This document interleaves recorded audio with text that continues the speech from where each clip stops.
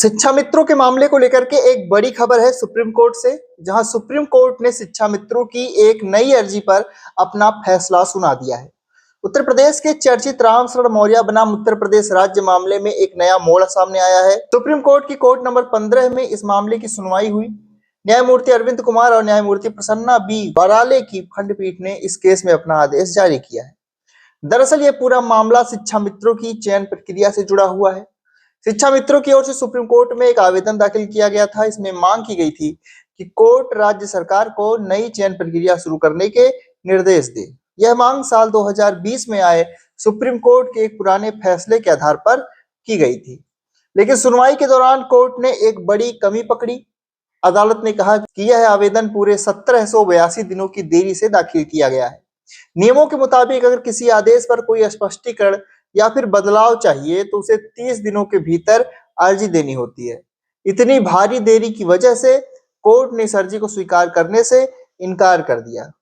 जब कोर्ट ने मेरिट यानी कि केस की बारीकियों को देखा तो पाया कि 18 नवंबर 2020 को दिए गए पुराने फैसले में राज्य सरकार को कोई समय सीमा नहीं दी गई थी।